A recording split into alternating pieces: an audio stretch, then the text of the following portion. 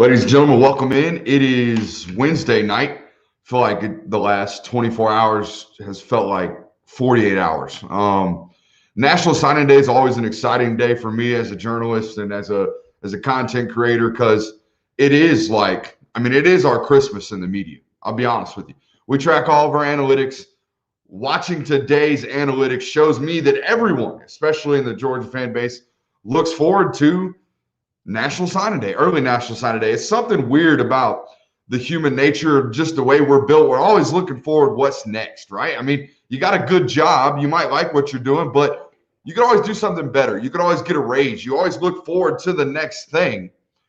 You can be a national title contender. You're always wondering who's the next recruiting class going to be. So it's always a fun time for me, again, as a media member that produces mass content, and that's exactly what we do on early National Signing Day. You guys know by now, I'm sure that I'm a pretty big pro player guy. I like honoring especially these young men in this recruiting class with what they've had to deal with in terms of COVID. And it's always been my firm belief that on a National Signing Day, when you've got as many guys coming in and you pretty much know who they are. Today, Georgia signed and sealed and delivered 19 of their 20 commits. So guess what we did? All night last night, I stayed up till about 2 o'clock preparing individual stories for each one of these young players. And I think that's the right way to do it. It may not seem like a big gesture or anything like that, but it is their moment. So I think whether or not, we didn't have TV cameras this year. We had Zoom meetings where guys put hats on and stuff like that. However, I feel like it's your job in the media to go out of your way to honor these kids every once in a while, especially on a National Signing Day, moment, and convey to your readers who they are, not only as people but as players. And I felt like Dogs Daily and the SI.com staff does a really good job of that every single year. Really proud of our efforts. But that being said, it was an unprecedented early National Signing Day. I mean, quite literally, it was one we haven't seen before, and awkward in all of the different types of ways, bad and ways that we're going to see it impact college football and high school football and the whole circuit for years to come. But it was completely unprecedented, as you would expect in 2020. We had a record number of early signees, which was no shock for two reasons. Number one, COVID. I don't know if everyone's area is the same, but I know pockets of the state of Georgia and pockets of the nation, for that matter, have gone on to online classes, right? And that's allowed kids to take classes at a higher rate. We have a higher rate of early enrollees across college football, not just Georgia, than ever before. Georgia will have upwards of 16, maybe 17 early enrollees, depending on how things shake out. That's the most that they've ever had in the Kirby Smart era. I know that. The only school I know of that does that on a consistent basis is Clemson. They pretty much start building their classes out 6 months ahead of everybody else for the most part. They get a lot of guys early enrollee every year. This year, everybody's got it. But the other thing is, this is the future. The second window, traditional National Signing Day in February, I don't know how much longer we're going to have that around. 90 to 95% of the talent goes in the early National Signing window. It has become the trend. Since 2017, when they have implemented the rule, we've already got our first caller. Since 2017, when they implemented the rule, the numbers have steadily gone up in terms of early National Signing Day signees and guys that are just getting it over with, filing their paperwork and trying to early enroll as much as they can. So we saw a record number of early enrollees. The other thing is, this class, to me, 2021 will always be remembered, not for the guys that signed in Power 5, but the impacts that these COVID rules have caused on the remainder of the prospects, guys that might be mid-major prospects. Because here's the deal. We saw the NCAA say, okay, we're going to give entire rosters the ability to, take a free year. And seniors, we're going to give you the opportunity to not have your scholarship count. And that might sound great at a place like Georgia where they could afford an additional 15, 16 scholarships for seniors. It don't really sound great at a place like Florida A&M or maybe even Georgia Southern, whose football budget might not be through the roof like some of these Power 5 conferences. We have seen a entire roster be pulled back a year, almost an entire roster given a red shirt, while high schools didn't just stop graduating. You know what I'm saying? Like high school football didn't just stop. All that stuff continued through on out the way. So it is what it is. We're going to have a major clump moving forward throughout all these classes. So I think that's something to pay attention to coming away from this year. And it's something that I truly believe it's going to impact recruiting and impact college football for years to come, quite literally years to come, because now they're all clustered up everywhere you go on all of these rosters. But that's what you pay these coaches to deal with. It's their job to take care of these things. So don't feel sorry for them. But I did think there was a major positive that came out of the 2021 recruiting cycle for these guys that got signed today and for these guys that will get signed in February. 2020 recruiting was about one thing and one thing only. Finally, it was about, to me, the right thing. It was about one thing and one thing only, and that was relationships.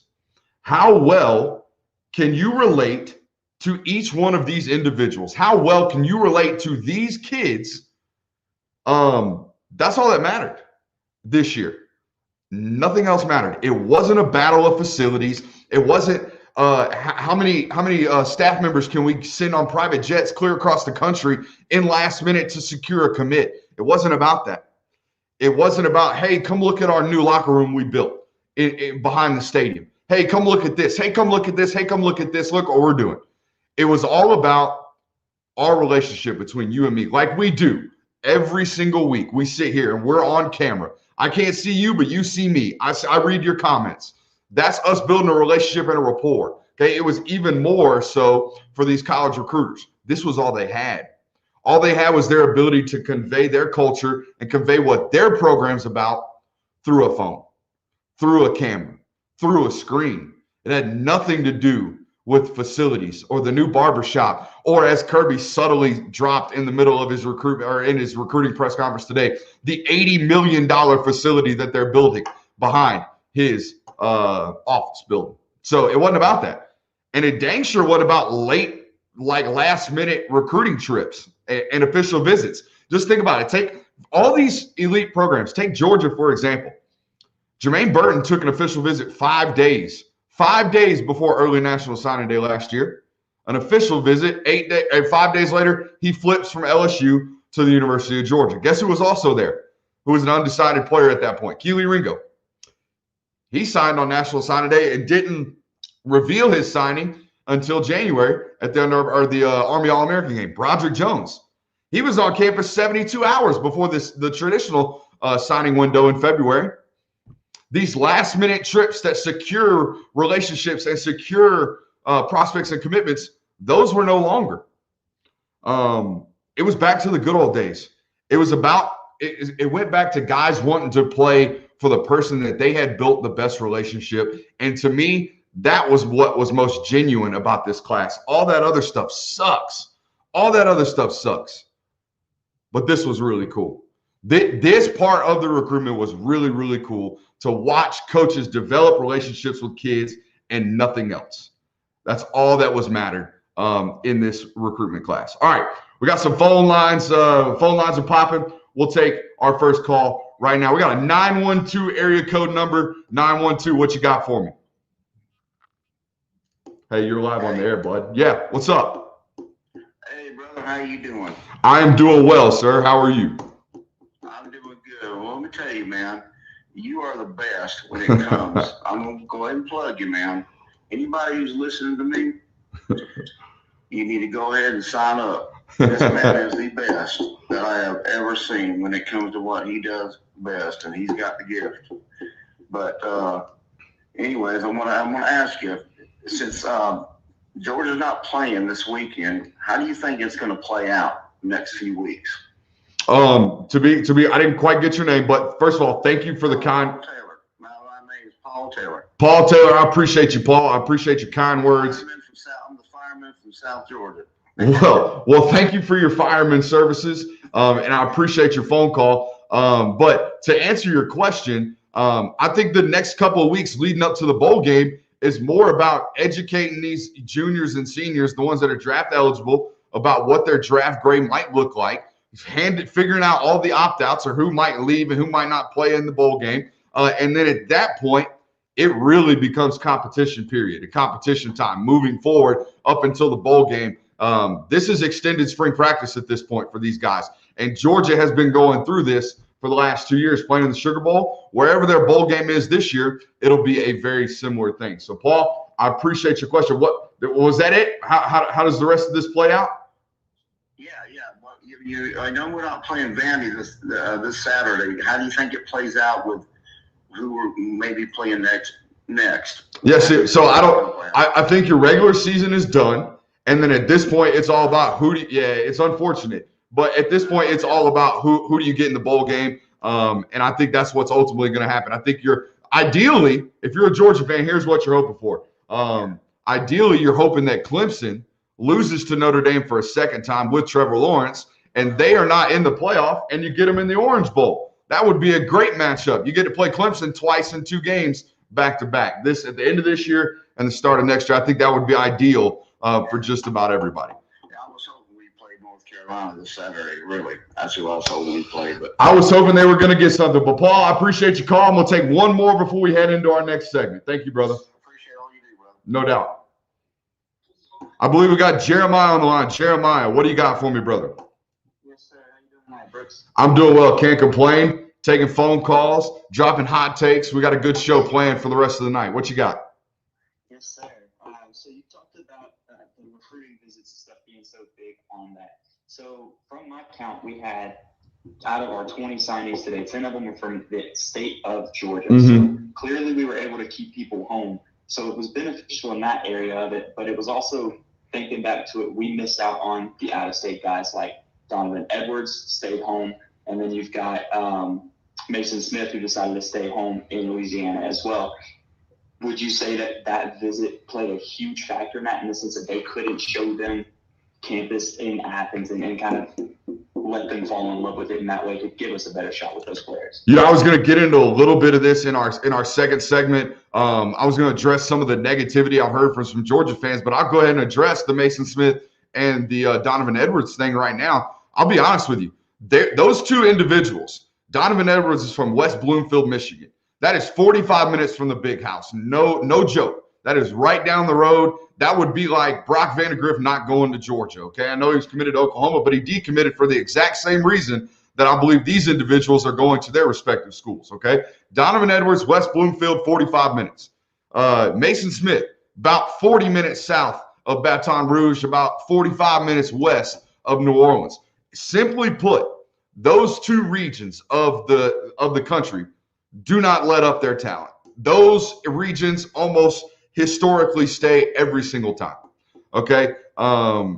So yeah, I mean, I don't know if it was a visits thing, but sure, late visits definitely could have helped pull these guys out of those regions. But I think that had more to do with it. These guys are homegrown kids. It was going to be really, really hard to get them out of it. And I'll be honest with you, Michigan being in a complete dumpster fire situation and LSU being on tire fire right now are about the only reasons Georgia was even in it, pushing as late as they were towards the end. So that's kind of the way I feel about it. Jeremiah, I appreciate your phone call. I think that's how we're going to set it up. We'll take 2 phone calls a segment. For those of you who are watching, it's like, hey, how do I call the phone number?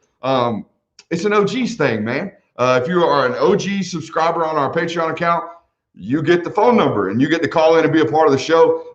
It's something that I've been looking forward to, an addition that I've been looking forward to bring it onto this product that we provide, and this content that we provide.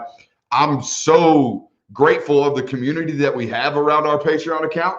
As we have literally one more calling in right now that I'll have to leave on hold. We'll let you know, 470, you can be on hold for about 10 more minutes. I got another segment to hit. But really proud of the community that we built over there on the OG subscribers. Got almost over, I think, 250 guys that are in the OG category.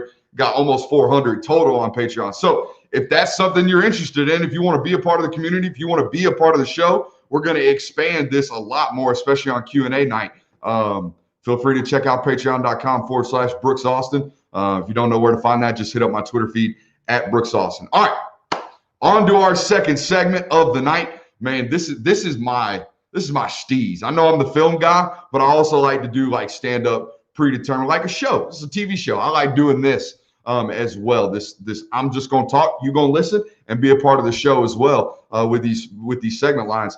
It's conventional radio. This is what I wanted to do, getting into media when I first got in here, but I landed in writing. But this is something that I thoroughly enjoy, and I think I'm pretty decent at, and you guys seem to enjoy as well. So segment number 2, you guys are being a bit ridiculous. I wouldn't say ridiculous, but unreasonable, okay, is the term. So most of you guys that tune into this show, and gals, we have a lot of women, shout out to the ladies.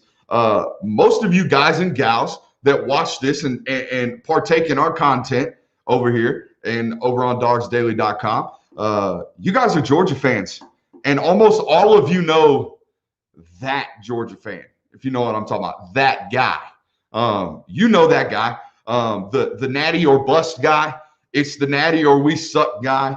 It's the I can't believe we're ranked number 3 in the recruiting rankings guy. It's that guy. Everyone knows him. Everyone's got him around him. You probably got an uncle or a cousin or a best friend that is that guy. Well, this segment right here is for that guy. So if you're that guy or gal, listen up. I've got something for you. When are you guys going to realize that these team rankings are a little bit silly? Okay, especially when we're talking about 1, 2, 3, or 4. When we're talking about splitting hairs at the top of these rankings. Let me ask you this. The last 3 recruiting rankings, or whoever gave you a title at Georgia, these recruiting titles, what have they resulted to on the field? If they were heaven sent, if they were scripture, if they were the Bible, it would be a little bit different.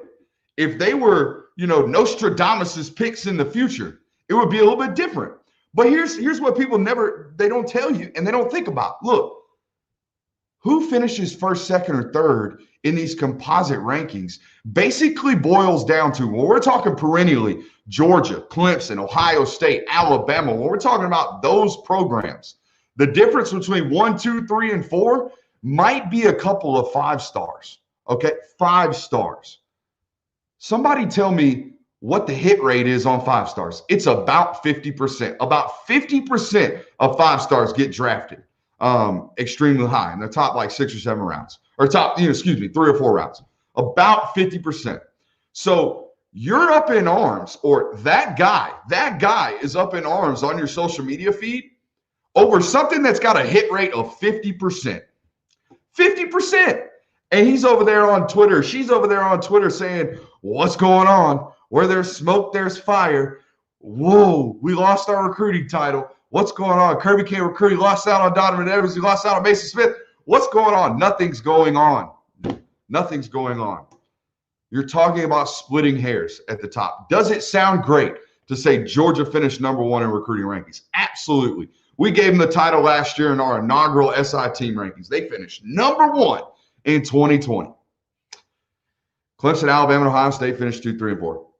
It's every single year. It's splitting hairs. So what's the difference? Now, here's the difference. There is a difference between those 4 and what Tennessee does every year, and what, for the most part, Florida does every year, and what Auburn does every year.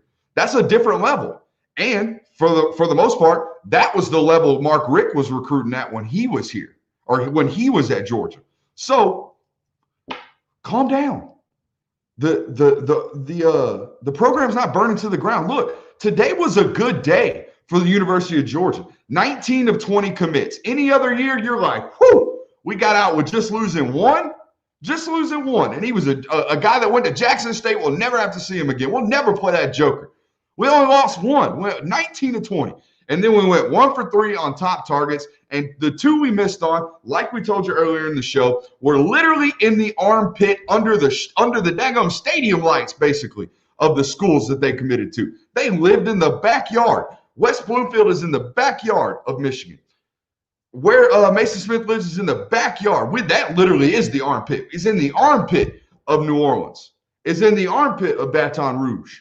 Okay, so those were kind of long hauls. And again, for Kirby to even be in those was like, whew. Dude did a good job. Dale McGee, for him even to be in that race with Michigan, great job. Absolutely great job. Xavier Sori, Ismail Mondon, Jamon Dumas Johnson. What do you do? What do you do? I mean, that's probably the best run of inside linebackers. And I do think they are inside linebackers that you ever had at Georgia. You racked up. You brought in 4 offensive linemen, one of which we're going to talk about later, who they're going to be players.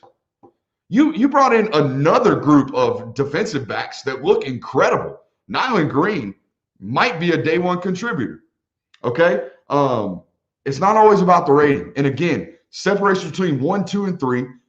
Excuse me. We're talking about the separation of a half a star or a 5-star. When I'm telling you, the miss rate and the hit rate on this is about 50-50. So what are you worried about? It's okay. Just know that they got great players today. Did they get as great of players according to who? According to some rating system? No, they didn't get the best players according to some ranking system. But those ranking systems are often wrong, quite often. And those ranking systems will tell you that as well. So that guy, if you find him, just calm him down. Just send him my way. We'll calm him down. Let's get to the phone line. This is going to be a little bit more extended of a phone line appearance. So 470, you've been on hold for a hot 7 minutes. So I hope you got your take built up, your question built up. What do you got for me, 470? Yes, sir. How you doing, Brooks? I am doing well. Who do I have the pleasure of speaking with tonight? This is Wyatt, actually. Wyatt, what's up, brother? All right, so I wanted to talk about how Auburn and South Carolina was affected with new coaches in the league, and maybe Vanderbilt. Why would you cut a head coach before National Signing Day, and how does it affect a recruit? I know we could talk about Georgia all night, but with me all day is how does a recruit go back to being, just I don't even know what to say because I don't even know how Auburn can finish without a head coach before National Signing Day. So that's my question. It's a great question, Wyatt, and I'm gonna answer it with you off air. So here's the deal. The writing was on the wall with South Carolina. I understand that one. That one's a little bit distant outside of National Signing Day. This one with Muschamp, I don't really, or with Malzahn, I don't really get. I'll be 100% honest with you. I'm all here for. You guys know how protective I am of young players. I'm all here for being honest and upfront and getting it over with and licking your wounds. But as an organization, you basically just told the 2021 class, we give up on that one. We'll let our new coach kind of reset and reset with mediocre players for this year. Not that whoever they sign moving forward is mediocre, but that's what you're saying. We've given up on the class of 2021. Now, is it the right thing to do by these kids? Don't make them go sign a 4-year contract, even though it's a year-to-year contract. Nobody wants to tell you that. But scholarships are renegotiated every single spring in college sports. Every single spring. You have to go into your college coach's office. You have to sit down, and you'll have to negotiate as to whether or not you've earned your scholarship for a second year. So that's the point. So it's not really a 4-year commitment. It's really a year-by-year commitment, especially now that there's free eligibility wherever you go. So they punted on the 2021 class, which morally it sounds like it's the right thing to do, right? To tell these kids, Malzahn's not going to be here. So we wanted to get this out of the way now and let you guys make your decisions based off of that. How do they finish? I don't know. You could say the same thing. Arkansas State, their head coach just left for Utah State. I was talking to a staff member in that conference, and they were like, they have no idea what Arkansas State's about to do. How do they round out the rest of their class? They don't even know who's on staff. I did think one thing was interesting, though, with South Carolina. If you go back, and we're still taking phone calls, by the way, OGs. If you go back and look after they fired Muschamp, from the sources that I've spoken to, they're basically going to keep 2 guys on staff at South Carolina from the previous regime. 2 guys. And the first one's going to be Connor Shaw, who former USC quarterback. That's not the point. His brother, Jabo Shaw, is Gunnar Stockton's high school head coach. And they're going to keep on Mike Bobo, whose dad actually was quite literally the person that taught Gunnar Stockton how to throw the football. From my understanding, from my sources, from the people I've talked to, only 2 members of the staff that are remaining. So, in Connor we trust, right? In Connor we believe. So, yeah, they're going to keep those guys on staff as long as they can. So that's the way it is. All right, we got another phone call. What do you got for me? Hey, so as we mentioned that Georgia, quote unquote, missed on Smith and on Edwards, right? So those were misses. Georgia's still coming in at, what, 3rd right now in the rankings. So even missing those 2 big guys that were out of state, like you said, that are really hard to pull from those areas, they still came in at 3rd on it. And guess what? Behind Bama and Ohio State. So if you go down the list of our recruiting classes under Kirby Smart, we've gone this year behind Bama and Ohio State. Last year in 2020, 1st in the nation. 2019, 2nd behind, you guessed it, Bama. 2018, 1st. 2017, 3rd behind, guess what? Bama and Ohio State. Georgia's exactly where they've been under Kirby Smart this entire time. So for people to get out here and act like the sky is falling from we miss 2 guys that are in areas that are extremely hard to pull from in a time where we can't look at in like house visits for these guys. We couldn't say, hey, come check us out one more time before you decide and see what you think. So we couldn't do all that. So I guess my question on it is, the Georgia fans just overreacting on this. Is it because they've theoretically been spoiled by the recruiting classes and the players that we're used to getting at this point? Have they gotten accustomed to where they feel like we shouldn't miss on those people? I think where you're at now, when it comes to Georgia fandom, and we got a super subscriber here, Laterio. Appreciate you, Mr. Dawson. We always love our super subs, and we show them some love. Laterio, if you got a question, man, just send it in. We'll make sure we get it answered real quickly. But back to Jeremiah's question, I think that's part of fandom. And I'm new to this mass experience of fandom where I'm interacting with you guys on a day-to-day basis. I don't know how Alabama fans act, but I bet they act similar. At least a portion of the fan base does. I don't know how Florida fans act except for when they get in my mentions because I said something cross about their clown of a head coach. I shouldn't go as far as say clown. As far as their head coach, I don't interact with Florida fans until that happens. But I guarantee you there's portions of those fan bases that are irrational thinkers because, guys, that's what I expect you to do, okay? I expect you to be a little bit irrational. This is something, some of you guys love Georgia football more than anything else in your life. So when that's the case, apart from family and friends, and some of you might even love Georgia football more than your, mother-in-law or your brother-in-law. You know what I'm saying? Or your second cousin twice removed. That's very likely. Georgia football is very, very important to a lot of people. It's why I'm able to do what I do because people love this so much that they not only monetarily invest in it, they put their time in it, they put their emotions in it, they put their heart and soul into Georgia football. It's the only reason I can do what I can do. So I don't get caught up in you guys being irrational or a portion of the fan base being irrational. That's what your job is to do. Your job is to call for Kirby Smart to be fired after he scores 14 points against Kentucky and then loses to Florida. For some of you, that's your job. And then there's the others of you that are on the complete others. I've been introduced to this term Disney dog. Part of you are that guy. You're that Georgia fan. And some of you are Georgia Disney dogs. And then some of you are right down the middle. My job, I feel like, is to bring you right to the middle while educating you on what's actually happening. I find that the people that watch what we do and read what we do on Dogs Daily, they become more educated on how to watch the game of football. I've said it over and over again on radio stations that have had me on to help plug my stuff on Grind the Tape and the stuff that we do with film evaluations on patreon.com of, why I did it. And here's why I did it. Here's the boiled down point of why I do what I do. What I do is I feel like it's my job to educate, the fan base to what football is. A lot of people, I felt like when I got into this, I would see on my timeline, if Georgia scored, offensive coordinator's great. If Georgia scores 45 points, the quarterback's great. If Georgia scores 45 points, they're the best offense they've ever had. Nobody can tell you why because they don't tell you why. Most people have never shown you why. They don't tell you why. And they damn sure don't show you why.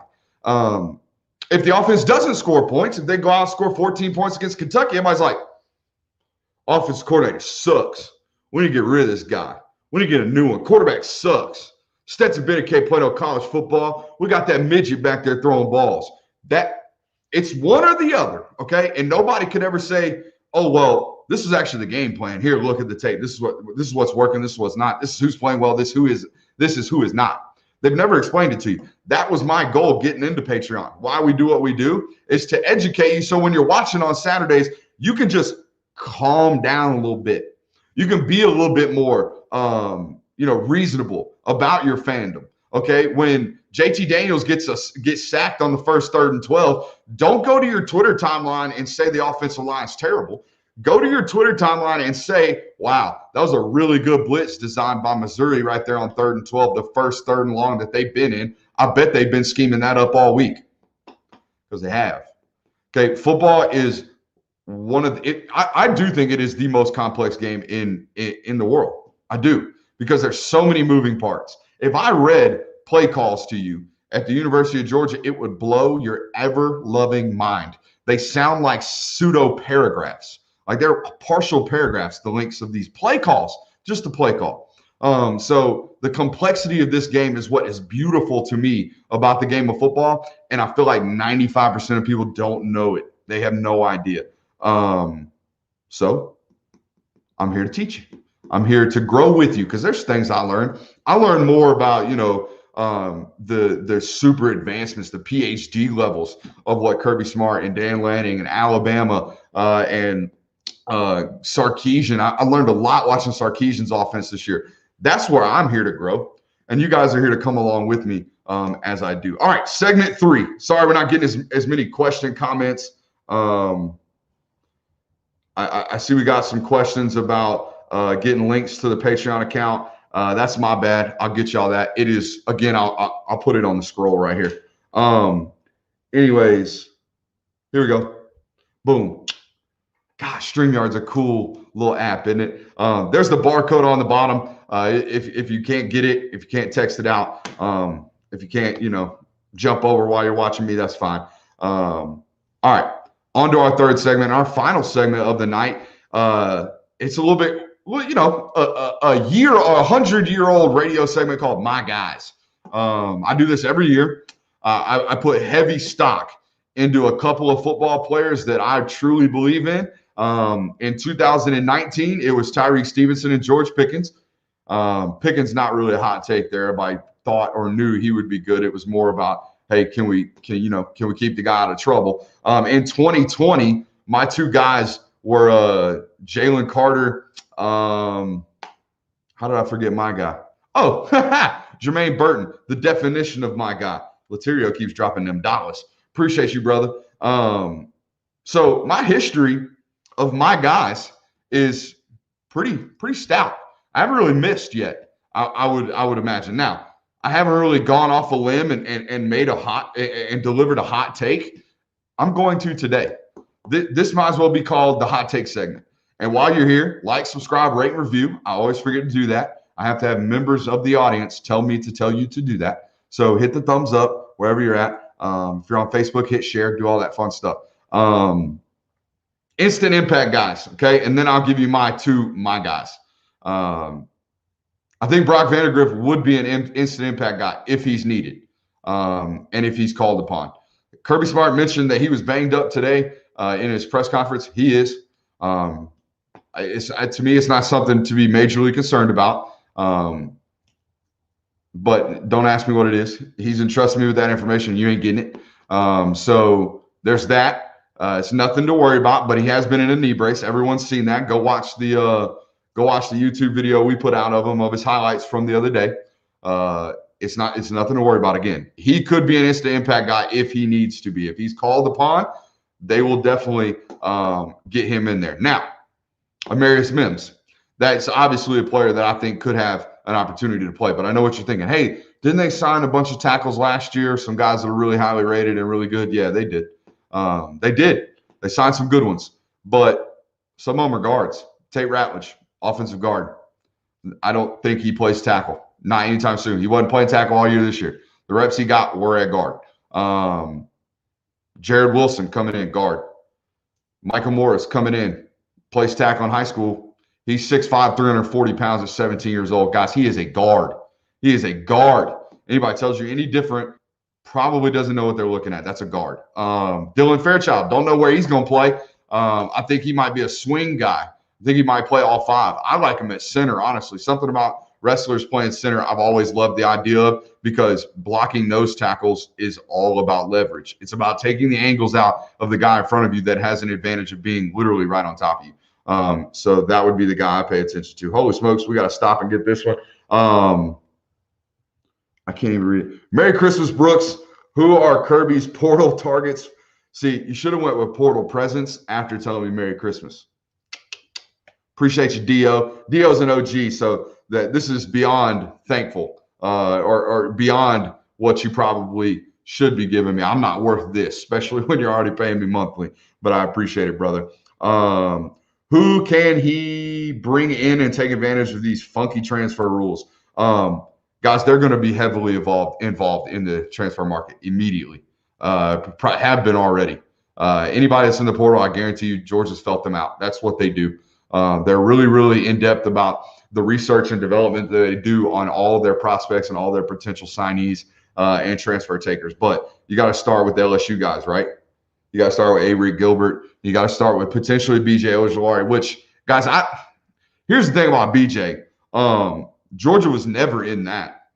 I mean, it was mutual, though. Like, I don't think he really expressed interest, and I know they didn't really express interest because, BJ Ojulari was a 6'3", 195, 210-pound max tweener his senior year of high school. Last I saw him on signing day or on his commitment announcement when he originally committed to Tennessee. And then the next time I see him in the middle of the summer before he heads off to school, and he looks like about 240 pounds. Don't know where he found it.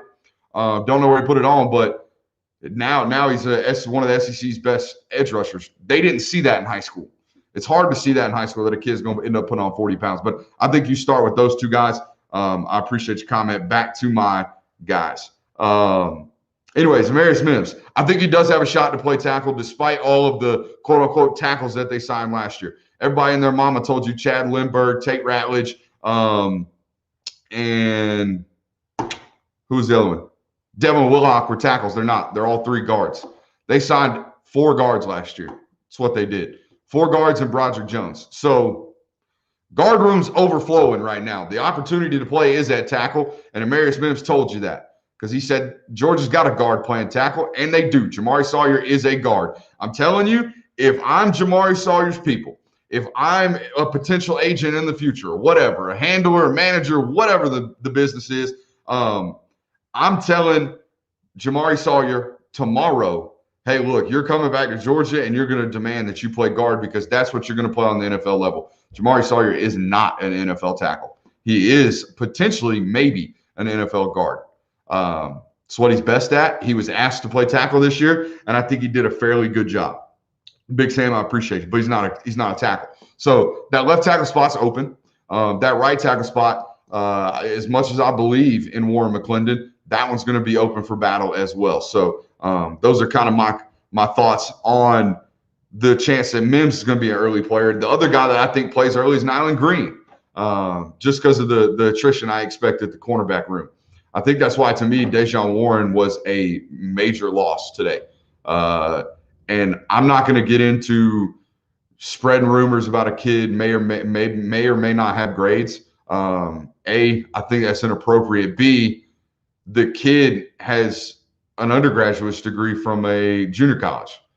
It's an associate's degree. So from my understanding of knowing how colleges work, once you get the associate's degree, I don't believe your GPA really matters as long as you have the degree. It's what junior colleges are for. Spoiler alert, most kids that go to junior colleges didn't get 37s on their ACTs.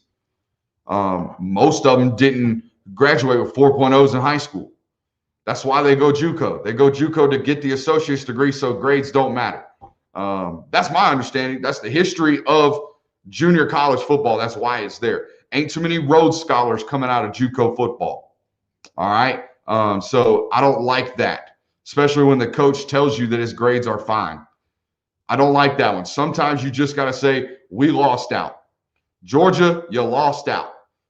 Don't do the he may not have qualified crap, because I think it's inappropriate. Just say we lost out. Move on. That's it. That was a major hit, so I think now Green plays early. And the other one is Tyrion Ingram-Dawkins. Missing out on Mason Smith allows Tyrion Ingram-Dawkins a chance to play early next year at the nose tackle position, which is where I think he is. They've tried over and over again to throw Nazir Stackhouse out there, and as much as I love Stack is not a zero technique. Nazir Stackhouse is a 3 technique.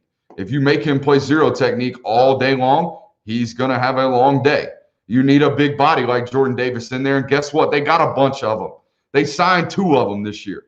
Okay, Marlon Dean is that big body. Marlon Dean is 6'6", 290 pounds.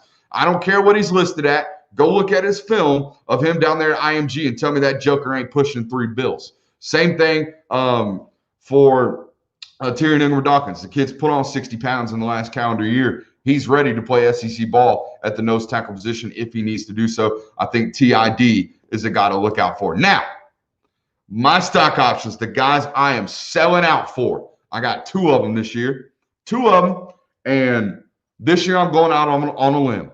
I think I've been treading lightly, getting my feet a little wet the last couple of years with my guys.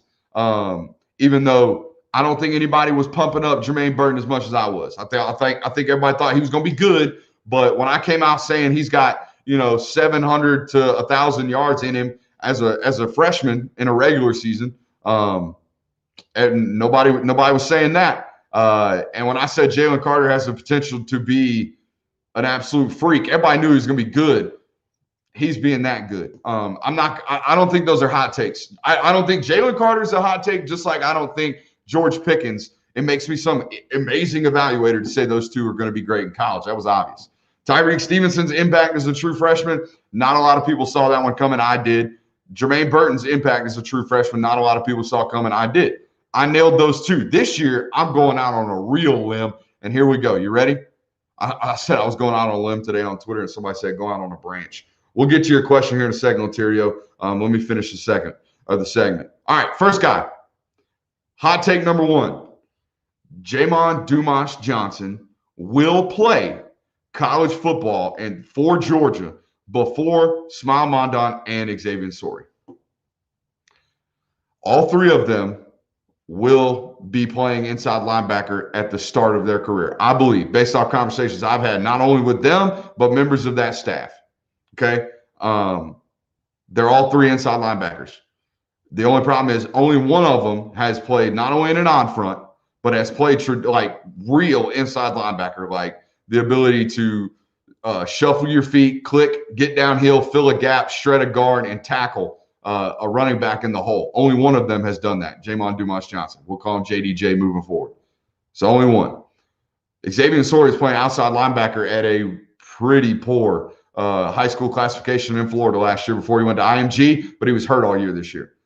Kirby Smart told you today he's raw. He's really raw. Guess who else is raw? Smile Mondon. Love him to death. Think Smile Mondon has as high of a ceiling as any player in the country based off the type of athlete he is. But he is not ready to play inside linebacker in the SEC. Not yet. But guess what? Glenn Schumann's the best in the business at development at that position, and they will be great. Both of them. They won't be great early. JDJ will and has an opportunity to do so. So that's my first one. My second one, if you guys watched the film breakdown I did on him, you know I'd be all over this. Hey, how about this one? That's who I compared him to. That's who I compared JDJ, I believe, in our comps today. Compared him to Monty Rice. Let's see this question right here. Not pertaining, I think he meant to early signing day. What is your view on Jermaine Johnson in the transfer portal? Hard to go to the NFL when you play about 12 snaps a game. That's my opinion. I wouldn't be shocked if he's not the last outside linebacker to leave that room. I don't know who it's going to be. Robert Beal ain't getting on the field. Especially, I mean, if Azeez Ojulari comes back and doesn't declare for the NFL draft, just don't be shocked. Don't be shocked. Robert Beal doesn't get on the field. Adam Anderson don't get on the field. Hell, Nolan Smith don't get on the field. Jermaine Johnson didn't get on the field. That's why he left. It has nothing to do with the culture issue. It has nothing to do with the kid. Kid's a good ball player. He's going to be a great ball player wherever he goes. Matter of fact, he'll frighten some people in the NFL too, just in terms of physical, his physicality and what he looks like in shorts and a t-shirt. It's freakish, borderline, absolute freakish. They'll be all right. Mikael Sherman looks like his younger brother, and not so much younger. You know what I'm saying? Like they've got plenty of those guys in the outside linebacker room. Now, my guy, the guy I'm stocking up on, is Jared Wilson. It's absolutely Jared Wilson. He will be the first offensive guard in this class to earn playing time. I know everybody thinks Michael Morris is the greatest thing walking, and he's a good football player. Don't get me wrong. Jared Wilson's got a little something different. I like his attitude. I like the way he plays. I like his scheme fit and what Matt Luke wants to do. I don't think any of these young guys get on the field super early in their career. But if I had to choose one that might be playing as a freshman or might be contributing to right now on early National Signing Day, December 16th, literally 8 months before we kick off next season, hopefully, if it's on time, it would be Jared Wilson. That would be my prediction because I think he's just a really good ball player. So that's the show tonight. I hope you guys enjoyed that format. If any of the OGs want to call in one more time before we head out, feel free to do so. I'll ramble on for about 5 more minutes. But overall, I don't know if some people are passing in and out of the show tonight. I don't know if you've been here the whole time, but overall, I thought it was a good day for Georgia football. I went on a rant about the difference between 1, 2, 3, and 4 on these composite rankings everybody wants to flip their lid about, all in while they're based off systems that are 50% accurate. So it's hard to be accurate. That's why scouting is hard. It is a hard business, which is why you shouldn't, go crazy when evaluators tell you that your class is 10 points lower than the next guy. It's silly. It's all got to get proven when they get to college anyway. So that's kind of what we went through tonight. Thought it was a really different year in recruiting, obviously. But I thought it was rather refreshing how much the recruitment process was about relationships. And I think that's really, really important. While you're here, I do have to tell you before we wrap up the show tonight, thank you for being here. I think this is one of our best shows we've had in quite a long time. And this is going to be a format going forward that I want to use, especially during the offseason. But moving forward, if you haven't already, sign up for the Patreon account, patreon.com/Brooks Austin. If you don't know where it's at, hit me up on Twitter. We do have one more phone call, so we'll take this one. We got Griffin, Georgia on the line. Griffin, what do you got for me? Yes, SSL, you know who I am now. Oh, I won't say your government name. We'll keep that off the record. You can say that if you want to. Either way, though, I don't really have so much a question, but I tell you, I think 2020, this recruiting cycle is going to have a lot more unintended consequences leading down the road than we may think of right off the bat. Adding into that with the whole new transfer rules as well as eligibility, we essentially now have free agency in college football. And one-time free agency. I'm worried what we're going to end up seeing. And I think you're already starting to see it, is we're going to have fans losing their minds when people start transferring. Mm-hmm. And I just want to say to any of the people out there who think that, don't do that. Don't be that guy. It'll be all right. It'll be all right. All right. One of the best coaches out here for a reason. Yeah, I think you're hitting on something real good there, SSL. Here's the deal about where college football is going. So buckle in. Strap in and get ready for this one, especially some of you. I think the younger kids nowadays call them boomers, especially you boomers. Here's the deal. Name, image, and likeness is coming through, which means kids are going to get paid. Kids are going to be driving nice cars. Kids are going to be making money. They're going to be living a different life than every other college kid on campus. It's the way of the world. It's what's going to happen, so get ready for that one. And the second one is, guys are going to be leaving your roster. They're going to be coming and going. Teams are going to poach Georgia's roster constantly. If you think you literally have to enter your name into the transfer portal before coaches actually call you, coaches that have been recruiting you for 3 years sometimes. You think just because you show up on campus and sign a letter of intent that those coaches stop calling you and say, hey, man, if you don't like what you got going on over there, it's nice and cozy over here where we're at. You don't think that happens? How do you think these guys enter the portal one day and then the very next day they announce what college they're going to? Mackenzie Milton, love him to death. Love the story. The story's great. Mackenzie Milton put his name into a portal and the next day had a 12-minute friggin' documentary from FAU or UCF sending him off to Florida State saying thank you. It's left and right. It's like the tampering rules in the NBA. Like free agents ain't calling up, potential free agents ain't calling up, like James Harden ain't calling up the Sixers, but like, hey, Daryl Morey, you trying to get me out of here, dog? Come on, stop being naive. Guys been getting paid forever. They gonna get paid forever. Guys, recruiting violations are getting, I wouldn't say broken, but they getting tweaked. They definitely getting stepped on. Ain't everybody playing by the rules. I was reading Vince Lombardi's book today. It's an autobiography. I think it's called When Pride Still Mattered. It's my bathroom book, if you know what I mean. When Pride Still Mattered, because it is the size of a Bible. It is like this. Some think the greatest coach to ever live. He's a pretty smart dude.